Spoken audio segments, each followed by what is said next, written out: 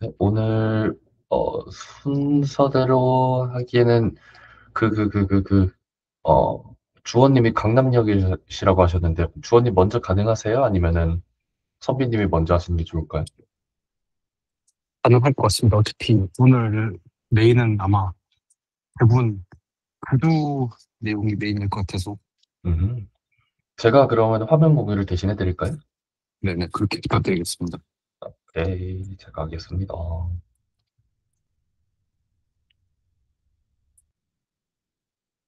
네, 화면 네, 공유 되고 있습니다. 감사합니다. 목소리 잘 들리시나요? 아직? 여보세요? 네, 잘 들립니다.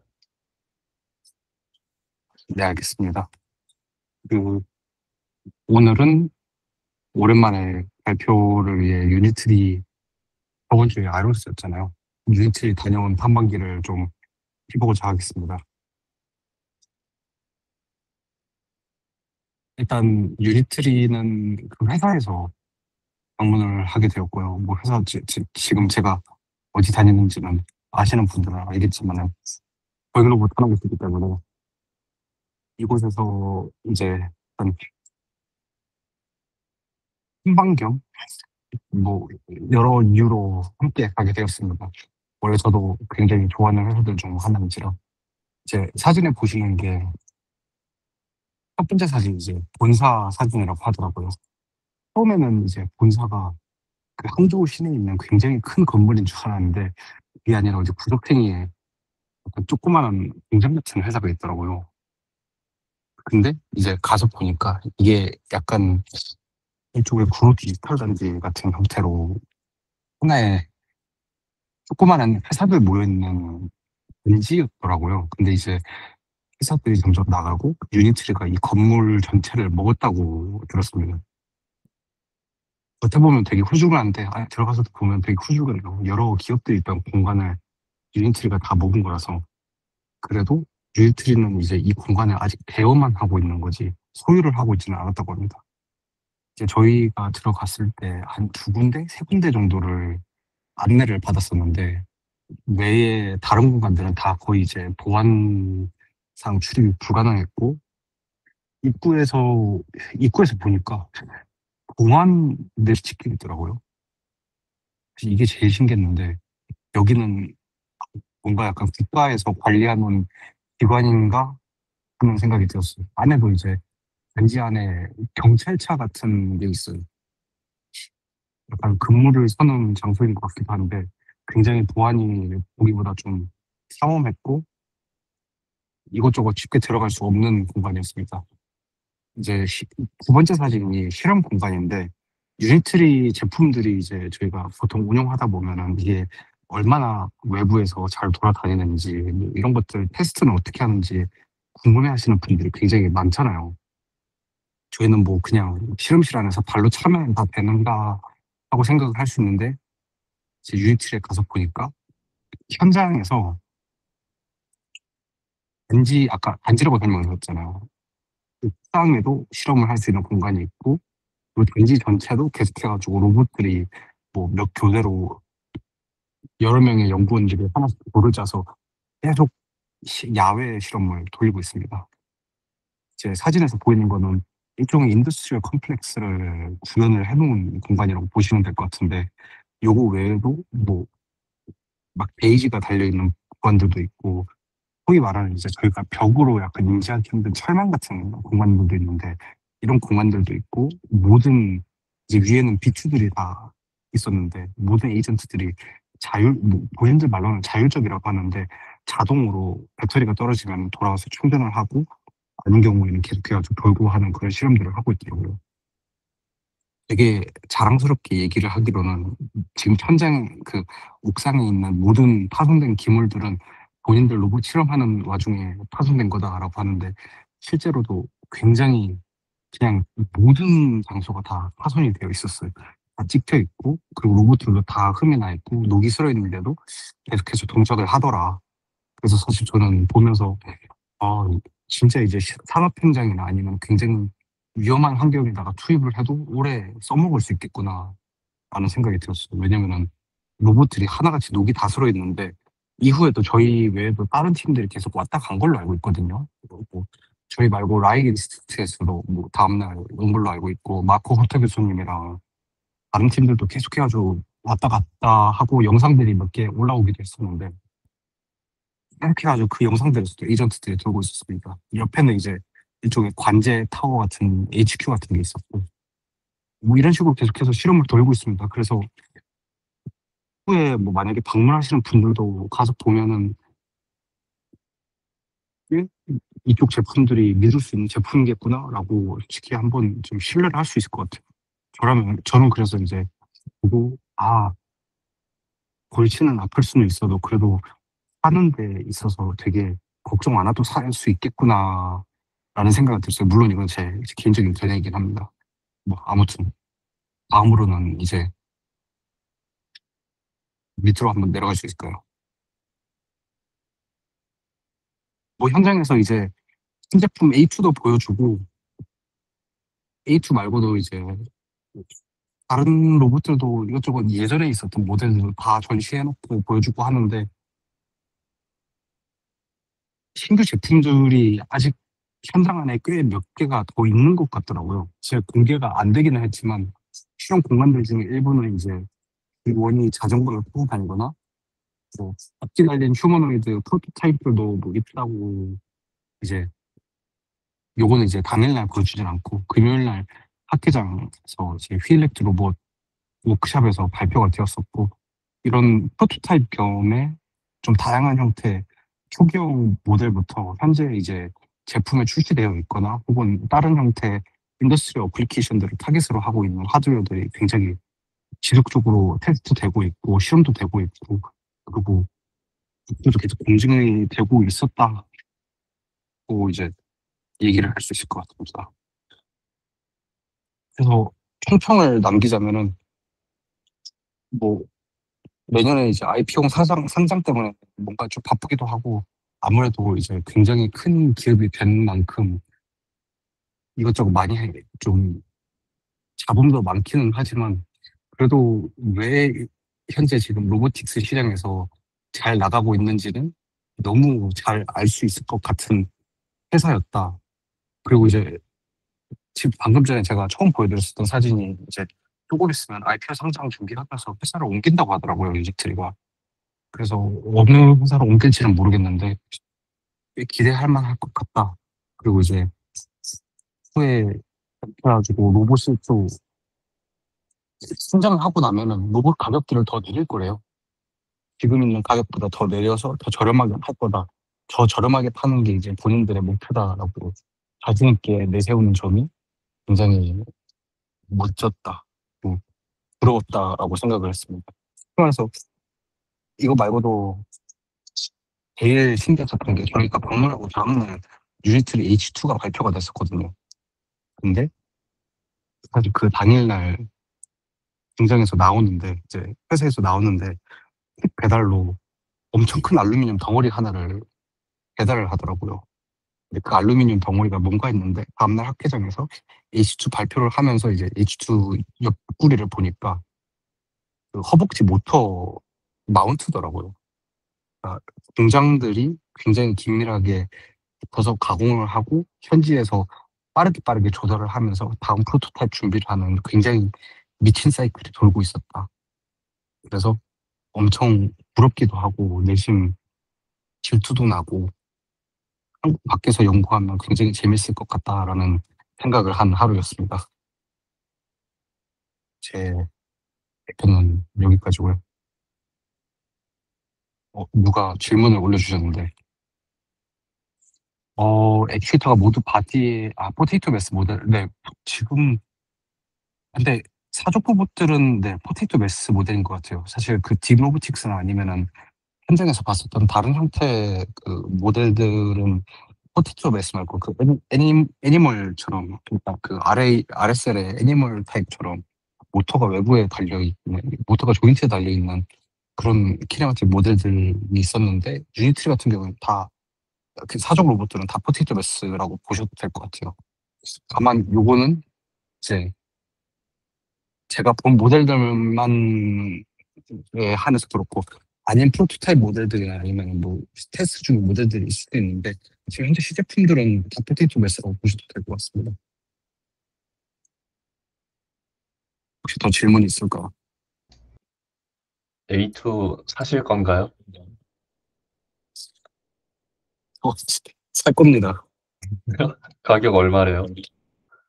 그, 국내에서는 그러니까 둘 다 모든 모델이 이제 개발 가능한데, 연구실 전용이 3,600, 그리고 이제 그 인더스트리 모델이 4,000대인 걸로 알고 있는데, 저는 인더스트리 모델 말고 기본형 모델 구매할 계획이 있고요.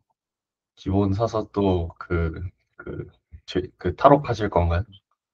아니요, 그 G2는 다 그냥 개발 SDK가 열려 있더라고요. 그리고 사실 유니트리가 최근에 굉장히 치열하게 이제 좀 문제들이 많았잖아요. 뭐 예를 들어서 G1의 그 사이버 세큐리티 이슈로 태클도 엄청 걸렸었고, 사실 제가 있었던 그 제가 이제 초기에 같이 그 탈옥팀에서 이것저것 디버깅 하던 때하고는 다르게 이제는 그냥 다 뚫려서 누구든 사용할 수 있는 상태로 이제 되어 있기도 하고 하다 보니, 사실 유니트리에서도 그냥 고투를 개발할 수 있게 프로 버전을 내놨어요, 그냥.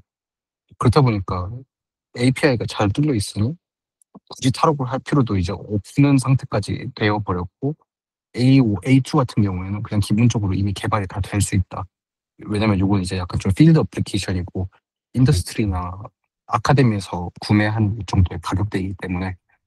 근데 지금은 일단 가격대가 그렇게 나와 있고, 후에 나왔을 때는 가격대가 더 내려갈 수도 있을 것 같다라는 생각입니다. 왜냐면은 유니트리에서 이제 본인들이 상장하면서 가격을 더 내릴 거라고 했으니까 약간 희망을 품고 있습니다. 안 되면 뭐 그냥 생돈 갖다 박는 거죠 뭐.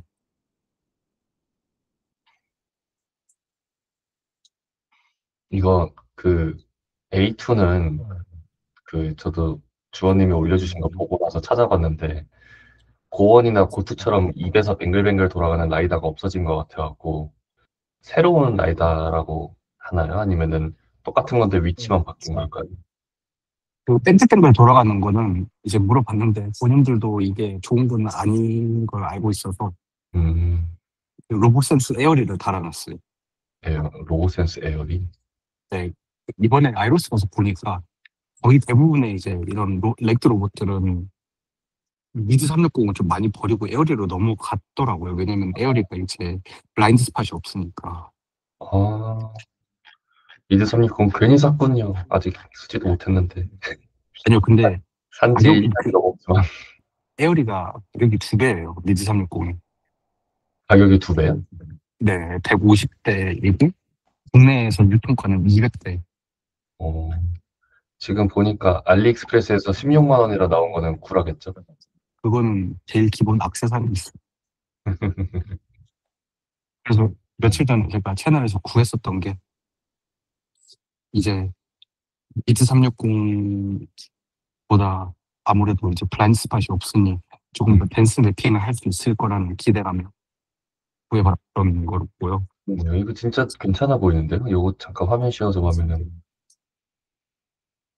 IMU가 들어가 있네요. 네, 들어가 있습니다. 그리고 네, 그 플라스틱 없고. 요거는 이제 미드 360처럼 이게 서 있으면은 바로 뒤에 평평하게 출봉 케이블 커넥터가 붙어 있는 형태인데, 들어보니까 로봇 회사들 전용으로 이제 바닥에 커넥터가 붙어서 나오는 모델이 또 따로 있다고 하더라고요. 음, 와, 진짜 좋아 보인다. 파우더 진짜 얼마 안 먹네. 맞아요. 그래서 한번 구매할까 싶은데, 관심 있으시면은 같이 줄 서서 직구하실 분들 모아보고 있습니다. 아, 저랑도 같이 뭐 만들어요. 만들 테니까요. 저는 기다리고 있습니다. 200만 원? 200만 원? 살 수도 있을 것 같은데. 근데 하나 살 거예요, 저는. 일단 지금 다음 달에 혹은 이번 달에 괜찮으면 하나 살 생각입니다. 역시. 일단 근데 아비아 먼저 팔고. 걔는 왜 파세요? 아비아를 생각보다 쓸 일이 없어요. 아비아 자체가 원래 약간 좀 테레스트리얼 스캐닝 혹은 이제 좀 넓은 야지 환경에서 인스펙션들을 할 용도로 나왔는데 생각보다 제가 그만큼 롱레인지를 쓸 일이 없더라고요. 로봇 강아지를 주로 쓰시다 보니까 이제 아무래도 드론 하는 사람들이 에비아 많이 쓸 것 같긴 하더라고요. 저 드론 하시는 분들이 좀 많이 쓰는 것 같은데 그런 어플리케이션 하시는 분들 전용이고 차량에서도 사실 차량 전용도 이제 아비아 같은 타입 잘 안 쓰는 것 같아요. 이번에 가서 뭐 그 뭐였지? 자동차들 보니까 중국 전기 자동차들 보니까 그 헛사이나 아니면 뭐 라이복스에서 나오는 타입 아니면 이제 HT128 같은 솔리스테이트로 다 달아놓고 아비아 같은 타입 진짜 한 대도 못 봤어요. 음. 다음에 혹시 시간 괜찮으시면은 요즘에 흥하는 라이다 리뷰 같은 거 한번 해주실 수 있나요? 요즘 흥한 라이다 그 네. 2025년에 라이다. 한번 제가 그러면 저희 스파셜 AI 톡방에서 라이다 리셀러 분들 한번 모아가지고 제품 한 대씩 렌탈 해주시고 그걸로 한번 리뷰해보는 거 어떨까요? 예. 제가 그럼 한번 모집해보는 걸로. 예. 그렇습니다. 감사합니다. 혹시 더 질문 없으시면 넘어가겠습니다.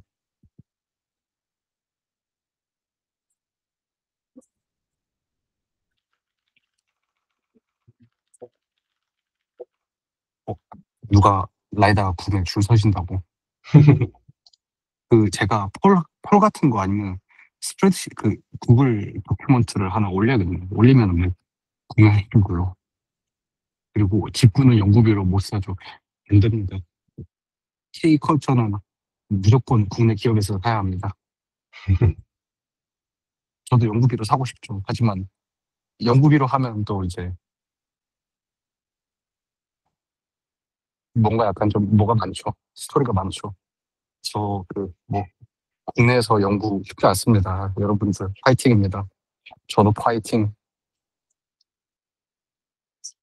화이팅, 화이팅. 뭐야. 슬램이라는 사람이 들어왔어. 어, 다음 선비님 발표 부탁드리겠습니다. 네. 보이시나요? 네, 보입니다. 네. 네. 시작을 한번 해보겠습니다. 예. 네. 사실 이거는 제목 때문에 먼저 후킹이 된 논문인데요. 맨날 날라오는 스콜라인 박스에서 점수 높은 거 보다가 갑자기 히치하이커를 위한 월드 모델 가이드 해가지고, 좀 아는구나 하고 취득을 하게 됐습니다. 이렇게 해야겠다. 그래서 이게 뭐 내용이 어떤 내용이냐면 저희가 뭐 월드 모델이라는 말을 엄청나게 많이 쓰고 있는데 그럼 얘가 도대체 어디서 온 거냐? 그리고 얘는 어디로 가야 하냐?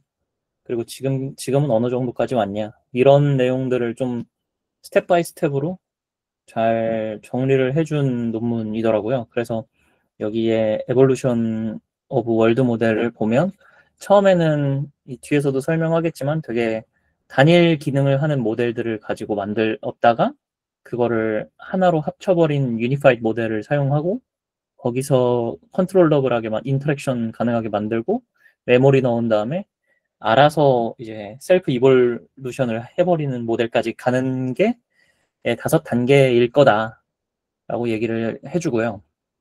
그래서 이제 월드 모델의 구성 요소, 진짜 월드 모델은 이렇게 돼 있다라고 하면서 좀 몇 가지 필요한 내용들을 말을 해줍니다.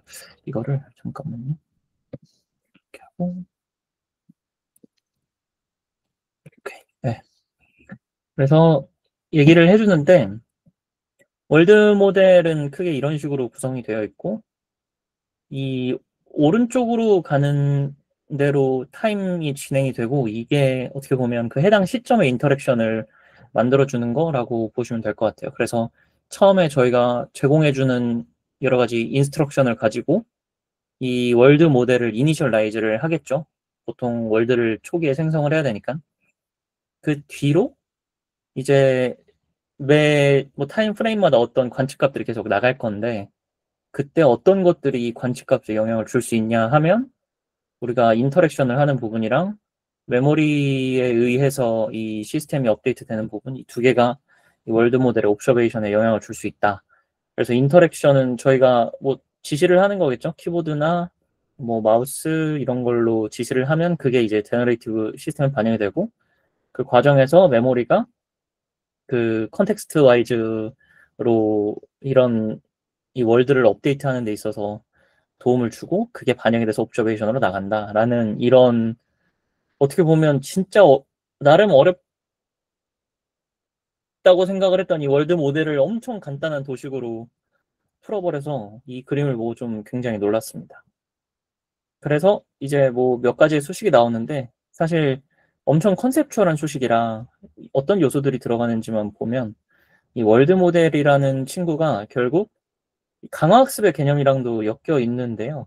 이 모델 트랜지션, 모델의 스테이트가 어떻게 바뀌는지 그게 이 다이나믹스라고 명명이 돼 있고 모델의 관측값 가지고 이제 관측값도 이 영향을 주는 거고 이 리워드 개념도 이게 잘 됐는가를 말해주는 거니까 그리고 이 디스카운트도 강학습에서 나오는 개념이죠. 이 시간에 따라서 이 과거의 기록들을 얼만큼 처리를 해줄 것인가 그리고 그 뭐 종료를 시킬 건지도 판단을 하고 그래서 이런 부분들이 이 월드 모델의 그 펀더멘탈이고 이 인터랙티브한 루프를 돌 때는 어떤 것들이 고려가 돼야 되냐라고 해서 뭐 스테이트에 대한 영향 그리고 이 폴리시랑 그 폴리시에 의한 밸류에 대해서 많이 이야기를 해주더라고요. 그래서 이런 값들을 가지고 이것도 다 어떻게 보면 강화학습에서 나오는 용어들이죠. 액션에 대한 정책을 어떤 값을 줄 것이냐,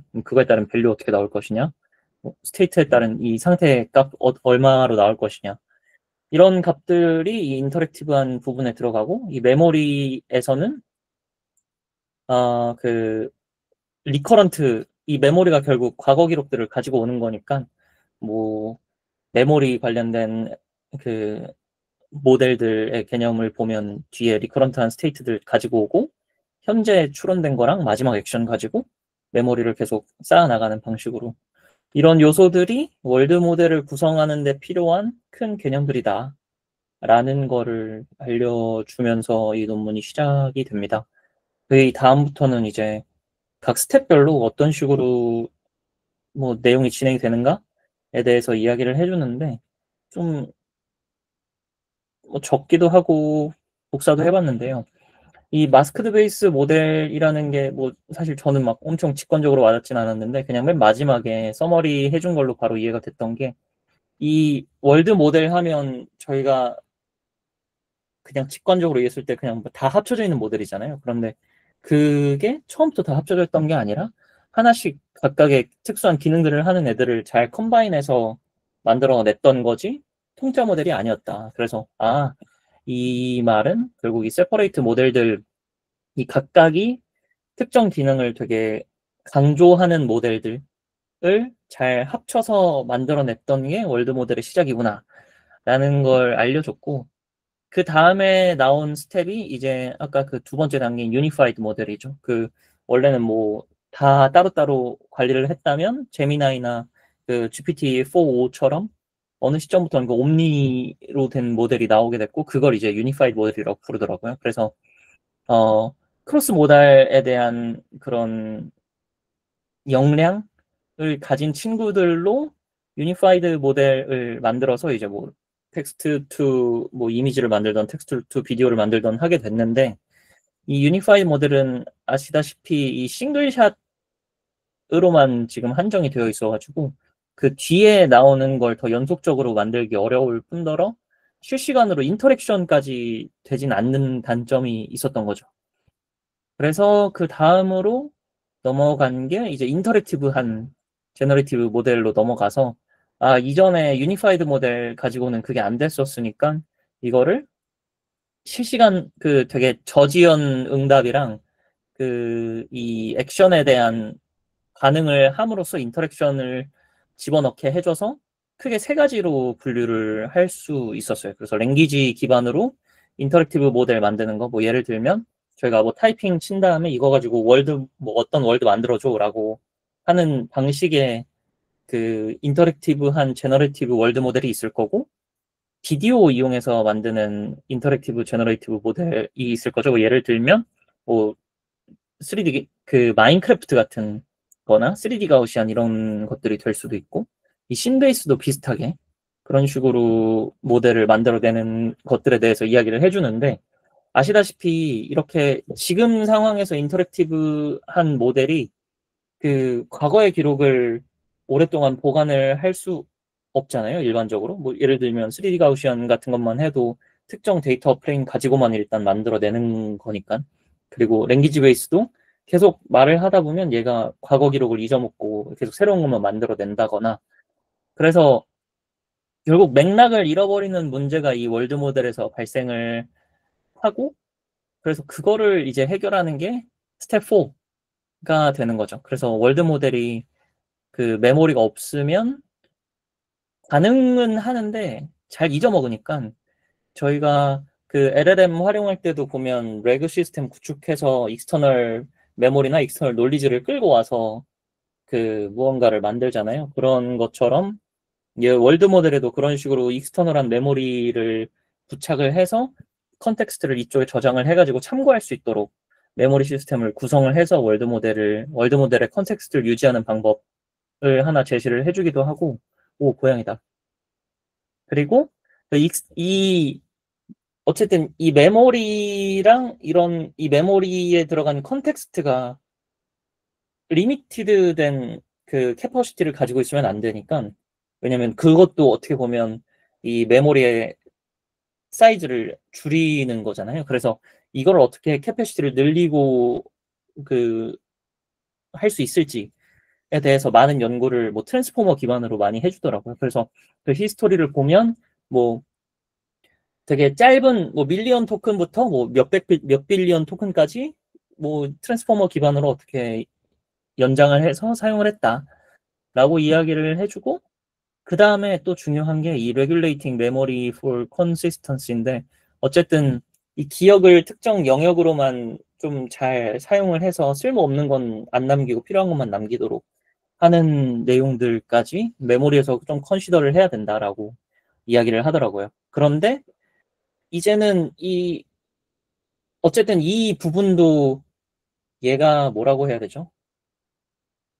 더 큰 뭐 모델을 사용하거나 더 큰 기간에 대해서 뭐 작업을 한다거나 더 큰 컨텍스트가 필요하면 이것 또한 좀 부족할 수도 있다. 우리가 아무리 이거를 늘리려고 해도. 그러면 이제는 이제 스케일이랑 데이터랑 아키텍처를 동시에 고려를 해가지고 월드 모델을 만들어야 될 때가 아닌가라는 말을 하면서, 그게 이제 앞으로 가야 할 진짜 월드 모델이다 라고 얘기를 하는데, 딱 이 멘트가 이 사람들이 월드 모델을 어떻게 생각을 하는지, 그리고 진짜로 나아가야 될 월드 모델이 어느 방향인지에 있어서 좀 얘기를 해주는데, 진짜 월드 모델은 유저가 컨트롤하는 게 아니라 자기가 알아서 진화하는 생태계다 라고 이야기를 하더라고요. 그러니까 뭐 저희가 지금까지 생각해왔던 월드 모델을 보면 어쨌든 저희가 어떤 환경을 구축을 해주고 이 환경 안에서 되게 제약 사항들이 저희 기준으로 다 잡혀 있는 건데 그게 아니다.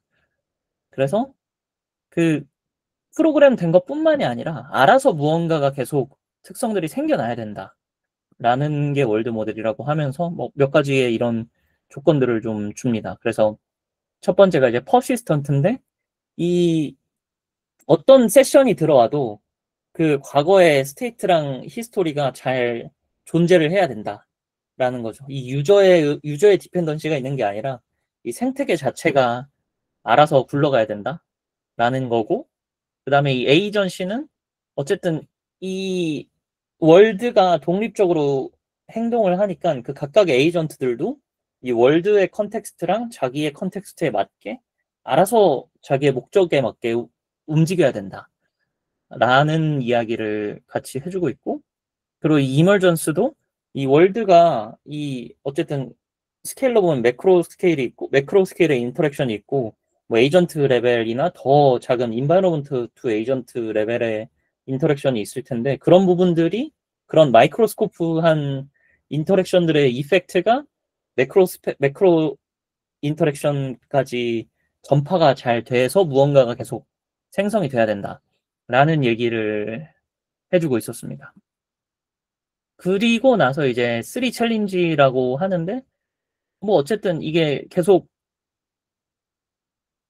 진화를 하는데, 지금까지의 이 모델에 대한 평가 방법은 그라운드 트루스가 있었잖아요.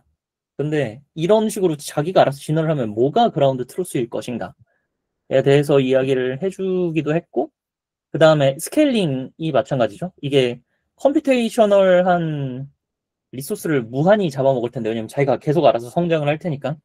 그런 거 어떻게 우리가 이걸 잘 압축하고 뭐 처리를 해서 관리를 할 것인가. 그리고 이 세이프티 측면에서는 아까 말씀드린 대로 어쨌든 이게 알아서 자생적으로 크긴 하는 거지만 어느 정도의 그 리미테이션은 둬야 되지 않을까라는 이야기를 하면서 이제 월드 모델이 이런 방향성으로 가면 좋겠다라고 이야기를 해주고 있었습니다. 네. 그래서 정리를 해보면 일단 이 논문을 보면서 뭐 다른 것들도 좀 올려놓긴 했었는데 얘를 좀 집중해서 본 게 큰 그림에서 월드 모델이 어떻게 진화해왔는지도 잘 보여주고, 그 다음에 이 월드 모델이라는 거를 정말 간단하게 이해하는 방법도 잘 도식화해서 제공을 해주고, 그래서 어떤 요소들과 앞으로 어떻게 나가야 된다, 그리고 우려사항까지 잘 보여주는 논문이어가지고 한번 들고 와 봤습니다. 네, 저는 여기까지입니다.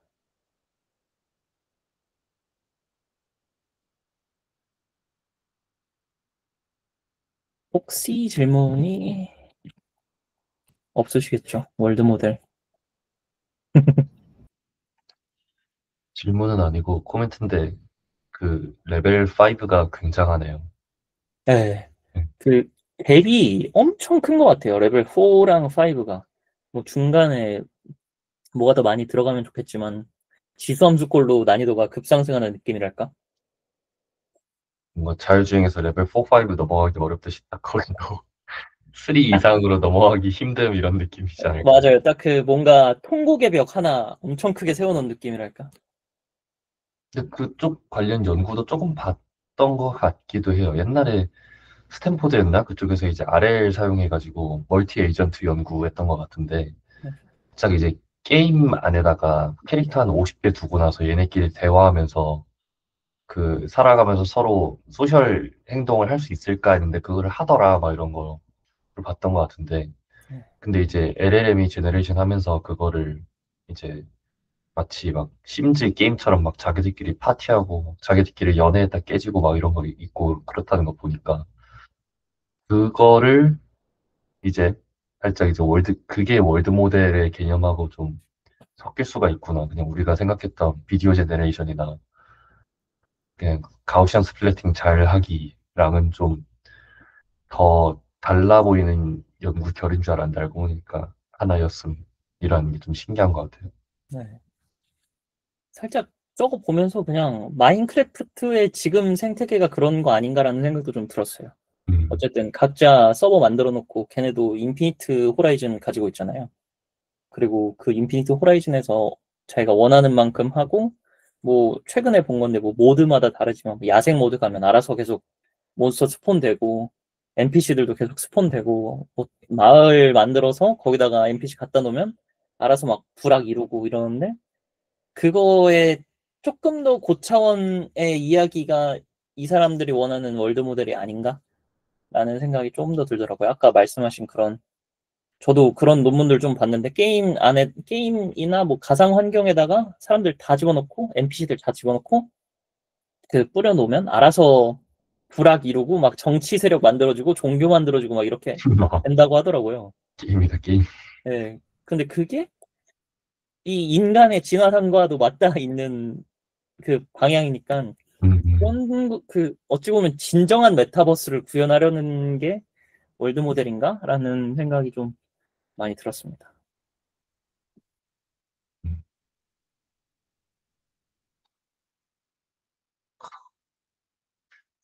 그냥 게임 만들던 GPU로 나중에 월드 모델까지 가면은 느낌이 새롭겠는데요, 젠슨 황은.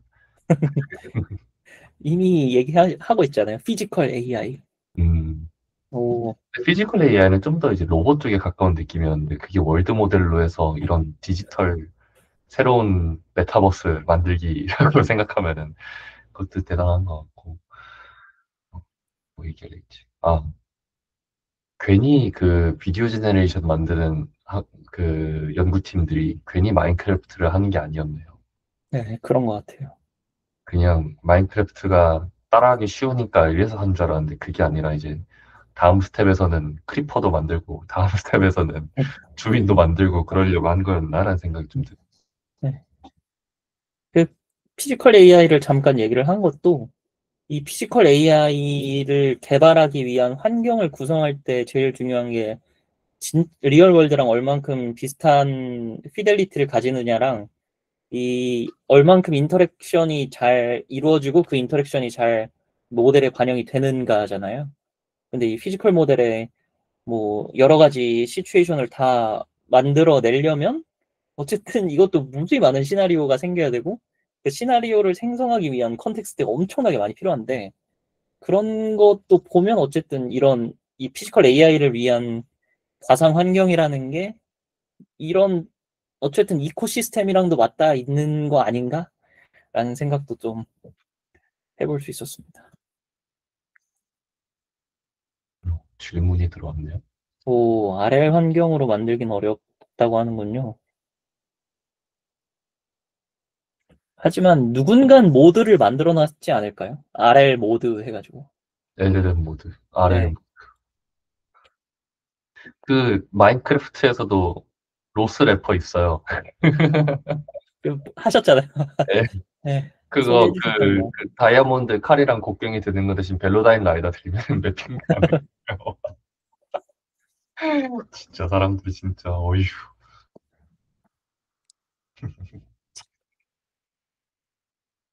근데 생각보다 아래 환경으로 가기가 어렵다는 게 결국에는 이 옵서베이션 벡터랑 인바이런먼트 이 좌표 값들만 사실 뭐 어떻게든 밖으로 던져내기만 하면 되잖아요. 이게 약간 에이전트를 위한 인풋 아웃풋이 잘 이겨내기 힘든데. 그래서 사실 그냥 주변 블록들 스캔더 프로젝션 같은 것만 해도 굉장히 재밌는 결과도 쉽게 뽑아낼 수 있을 것 같은데 그 포인트가 뭐 일종의 포토 리얼리스틱한 그 포인트고 그리고 실버 같은 것도 아래 환경으로 만들어내는 게 어렵다니까 되게 신선하네요.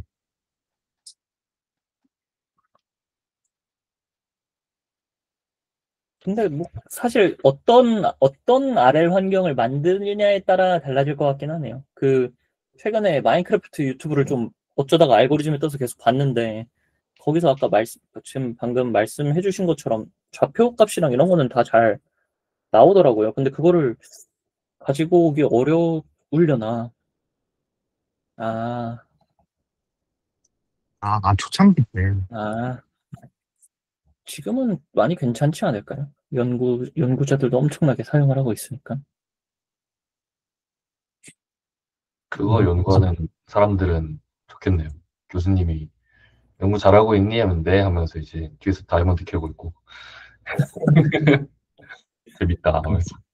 근데 졸업하려면 이제 다이아몬드를 리컨스트럭션 하면서 이제 액션을 취하는 모델을 해야 되니까 사실 어, 종국에는 내가 아무것도 안 해도 안 해야 되는 거잖아요. 재미없을 것 같은데.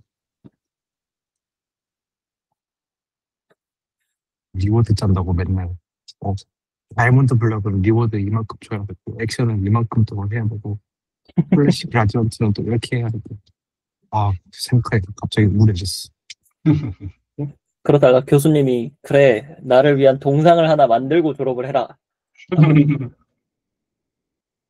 그러면 이제 교수님 동상 만들기 에이전트.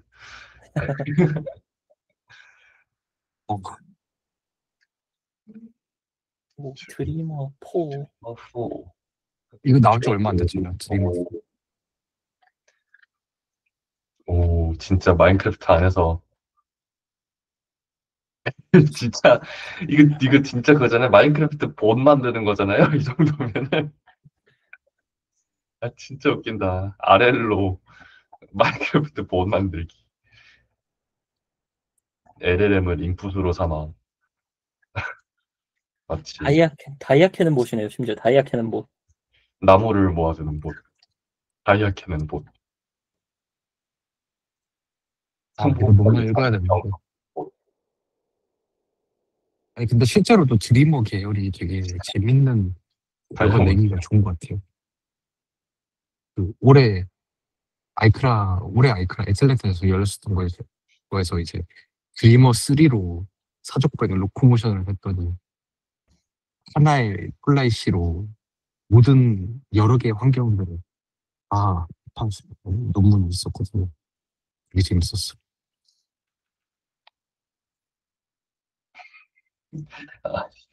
물건들마다 그 석세스 레이트 떨어지는 거 진짜 웃기네. 이게 바로 데이터의 희소성 때문인가? 다이아몬드가 자주 안 보여서 다이아몬드 데이터 없어서 학습 안 된 거고요. 얼탱이. 그리고 이 게임 데이터는 이렇게나 많은데 리얼월드 데이터 이 비디오 3개밖에 없는 거 보세요. 이거는 이제 재미없고 이제 여기 제일 재밌어서 이것만 한 게 아닐까. 연구자들도 아차 싶었던 거 아닐까요? 실컷 하다가 너무 재밌는데 맞다. 논문 써야지 하고 이제 맞다, 나 졸업해야지. 네.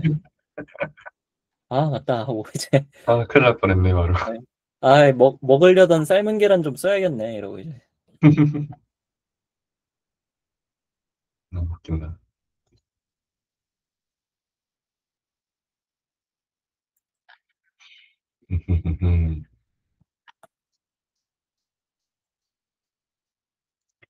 좋네요, 좋네요. 오늘 저도 사실 내용을 준비하고 싶었는데 출장이 늦어져가지고 아무것도 준비를 못했어요. 저는 다음 주에 하기로 하고 오늘 발표해주신 주원님하고 선비님 감사합니다. 네, 그러면은 오늘 좋은 저녁 되시고요. 지난주에 했었던 거 영상이 아직 안 올라왔는데 오늘 거 렌더링 끝나는 동시에 같이 올리도록 하겠습니다.